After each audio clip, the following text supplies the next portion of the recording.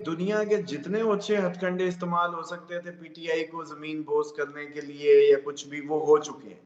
लेकिन उसके बाद भी इलेक्शन का डिले या तारीख का अनाउंस ना होना इनका डर बताता है कि पीटीआई अभी भी मकबूल तरीन जमात है। वो पीटीआई है सर, पीटीआई को बल्ले की जगह गेंद दे दें, फुटबॉल दे दें, चारपाई दे दें, बैल दे दें, जो कुछ और जेहन में आता है, कोई नलका दे दें।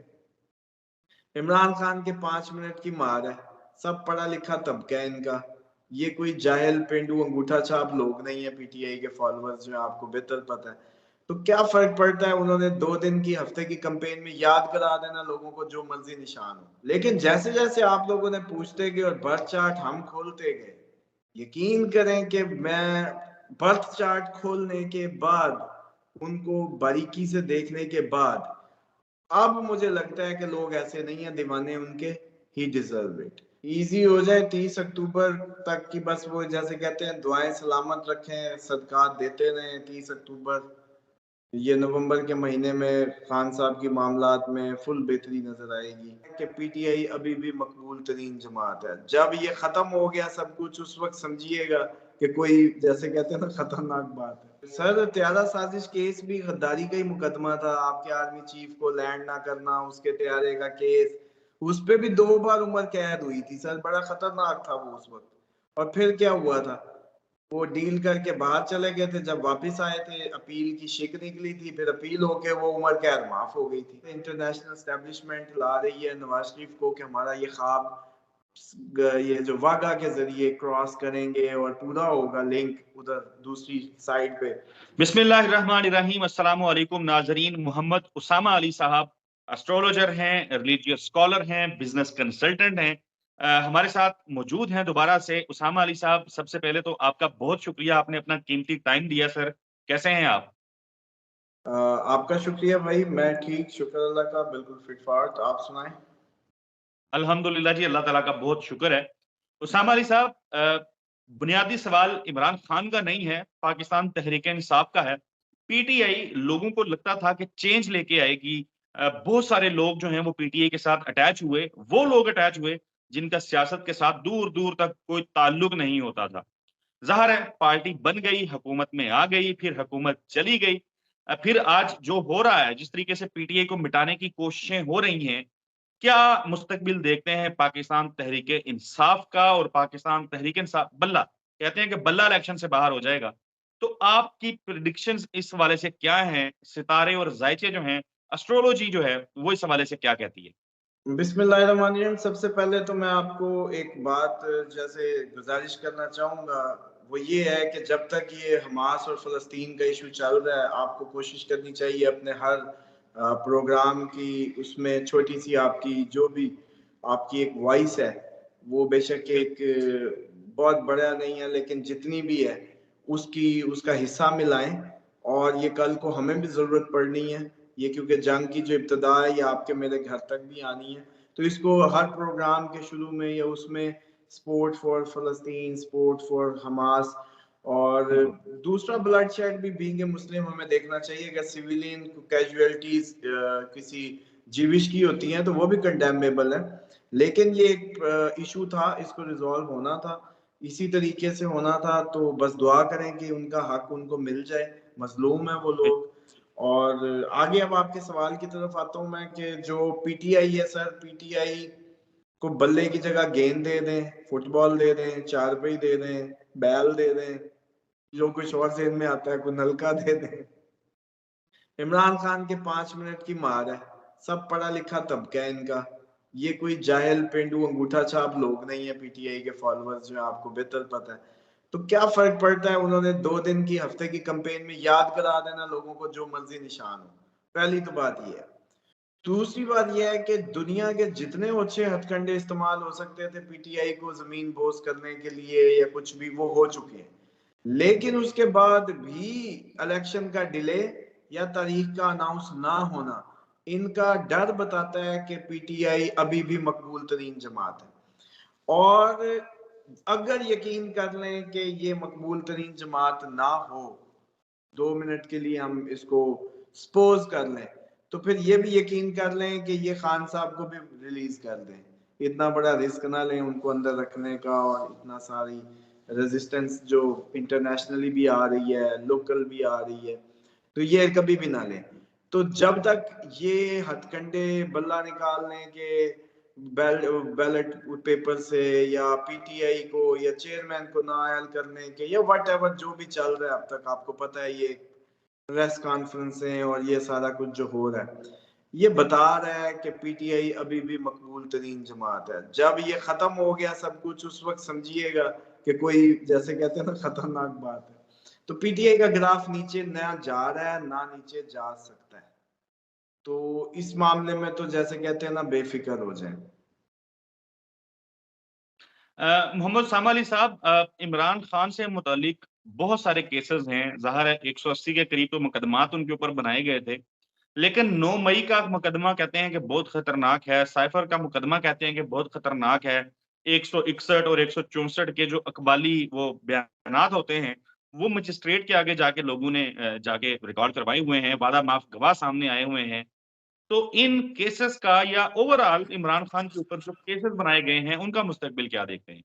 इजी हो जाए 30 अक्टूबर तक की, बस वो जैसे कहते हैं दुआएं सलामत रखें, सदकात देते रहें। 30 अक्टूबर, ये नवंबर के महीने में खान साहब की मामलात में फुल बेहतरी नजर आएगी। और सर, त्यारा साजिश केस भी गद्दारी का ही मुकदमा था, आपके आर्मी चीफ को लैंड ना करना, उसके त्यारे का केस, उस पे भी 2 बार उम्र कैद हुई थी सर, बड़ा खतरनाक था वो उस वक्त। और फिर क्या हुआ था, वो डील करके बाहर चले गए थे, जब वापस आए थे अपील की शिक निकली थी, फिर अपील होके वो उम्र कैद माफ हो गई थी। तो ये हमेशा से ऐसे ही थ्रेट बनती है, हमेशा से ही ऐसे वो जैसे कहते हैं ना कि माहौल बनाया जाता है। हाँ, भुट्टो साहब इमरान खान की तरह उस वक्त मुझे याद है कि जो हमने अब अपने, खैर बचपन तो हमने नहीं देखा मतलब उनका उस टाइम का, लेकिन जो बड़ों से सुनते थे बचपन में अपने, जो उस वक्त की ताज़ा तरीन वो थी, देखिए वो भी उस वक्त अड़ गए थे, और उनको भी यह लग रहा था कि मैं पूरी इंटरनेशनली इतना फेमस, ये सारे अरब मिडल ईस्ट के शाहों से दोस्तियां और सारे मामला, लेकिन भागे नहीं, डील नहीं की, और कहीं पे धारे नहीं, तो चले गए। तो दूसरे साईं जो हमारे अपने हजरत नवाज शरीफ हैं, तो उनको देखें तो वो, मैं समझता हूँ कि हिकमत अमली उनकी एक अपनी जगह ठीक है जी, जब भी मौका ऐसा आया उन्होंने ना आओ देखा ना ताओ, और डील की और निकल गए।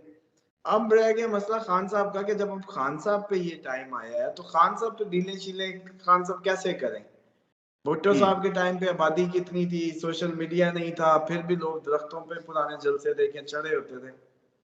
ऐसे ही। खान साहब की पॉपुलैरिटी के बॉर्डर्स नहीं है, ये क्रॉस द बोर्ड पूरी दुनिया में, सिर्फ पाकिस्तानी नहीं, बंगाली भी सुन रहे होते हैं इनको, इनको दूसरी कौमें भी सुन रही होती हैं। अभी तो फलस्तीन का मामला है, तो हमने देखा तो है बहुत सब सारे सब लोग हाँ जी, इमरान खान होते तो आवाज उठाते। आवाज उठाते, और ये आवाज बंद ही इसलिए की गई है क्योंकि इंटरनेशनल फोरम पे इन्होंने फलस्तीन, कश्मीर, इनकी बातें चुभती थी उन लोगों को। और इसी तरीके से हमारे सरवरे कायनात, जो दुनिया की सबसे, मैं समझता हूँ कि अल्लाह ताला की, जैसे कहते हैं ना, सबसे बड़ा इनाम है इस दुनिया पे, मोहम्मद सल्लल्लाहु अलैहि वसल्लम, उनकी जो नामूस के लिए इमरान खान की वॉइस गूंजी, 26 मुल्कों के बादशाह या वो नहीं कर सके जिनके दिए हुए पे ये सारी दुनिया चल रही है, सऊदीया जैसे कंट्रीज के बादशाह। तो अल्लाह ने इस फकीर से काम लिया, तो वो सब दुख गया इंटरनेशनल स्टैब्लिशमेंट को, और इनसे एक बू आती है कि ये सिर्फ पाकिस्तानी नहीं हो सकता, वो नीचे लगे हुए ये अरब कंट्रीज को भी कोई उंगली दे के उठा ना लें, या अपने किसी बात पे इंस्पायर ना कर लें। तो इसलिए भी इनको ये दबाना बहुत जरूरी ठहरा। और ये जो हमास का केस है जो अभी ये है, ये जवाब भी इसी रिजीम चेंज और सी पैक को खुदे लाइन लगाने का है, क्योंकि उस सी पैक से सिर्फ चाइना को नहीं, रशिया को भी फायदा होना था।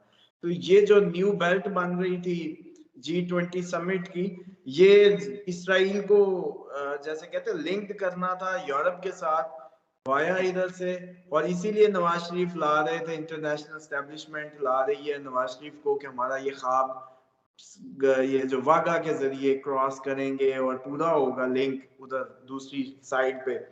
और अफगानिस्तान में भी इन्वेस्टमेंट्स इसीलिए थी क्योंकि देखें इंडिया बिजनेस कंट्री है, पांचवी ताकत बन रहा है, उनको बिजनेस ही नजर आता है। अब उनका ये मामला नहीं रहा, ये हम लोगों की छोटी सोच है कि हमारा दुश्मन और ये दुश्मन वो दुश्मन। इंडिया भला जंग कैसे कर सकता है? आप आज अटैक का ऐलान कर दें, इकोनॉमी उसकी हिलने लगेगी क्योंकि इन्वेस्टर निकलेगा वहां से। जंग में चला गया तो खत्म हो गई इकोनॉमी की कहानी, वो बड़ा हो या छोटा हो। देखिए अब रशिया की और यूक्रेन की जंग ने लपेट तो पूरे यूरोप को लिया है, चीखें तो सारी लंदन तक नहीं खत्म हो रही। इकोनॉमी वाइज गैस प्राइसेस, जो ऑयल प्राइसेस, सब जो भी आया है मामला। तो बिल्कुल इसलिए खुराक। इमरान खान की वॉइस जो एक्चुअली इंटरनेशनल एस्टेब्लिशमेंट को भी चुभ गई थी, जिसकी वजह से खामोश कराने की कोशिश की गई है, लेकिन रेजिस्टेंस उसके अपने कंट्री में अमेरिका में इतनी हुई है कि वो इनका खून अपने सर पे नहीं ले सकता अब। इस वजह से ये सारा मामला लिंगर ऑन है, और खान साहब ने आपको पता है माननी नहीं है किसी भी ऐसी शर्त पे। जो देखिए मैं कोई इतना बड़ा कोई फैन नहीं था उनका जाती तौर पे। आज आपको एक और राज की बात बताऊं, मुझे उनके कई मामलात से इख्तलाफ भी था, कई मामलात से एज ए पाकिस्तानी सिटीजन जो मेरी एक राय है। लेकिन जैसे जैसे आप लोगों ने पूछते गए और बर्थ चार्ट हम खोलते गए, यकीन करें कि मैं बर्थ चार्ट खोलने के बाद, उनको बारीकी से देखने के बाद, अब मुझे लगता है कि लोग ऐसे नहीं है दीवाने उनके, ही डिजर्व इट। और वो कुछ नया करेगा, वो कुछ उनके अंदर ये सलाहियत है न्यू इनोवेशन की, कुछ नया ऑफर, कोई नई जिहत लोगों को ले जाने की, और उसकी तरफ जैसे कहते हैं मरकरी की पूरी ताकत। तो इसलिए है ये तो जैसे कहते हैं ना कि बात ही छोड़ दें आप खान साहब की और उसकी, और ये सारा जो हुआ है, ये मुझे ये लगता है कि ये हमास अटैक और ये भी इसी का शाखसाना निकलेगा इन फ्यूचर। जो जवाब दिया गया है खान से लेके रिजीम चेंज से लेके सी पैक को ताले लगवाने तक का। बिल्कुल ठीक है।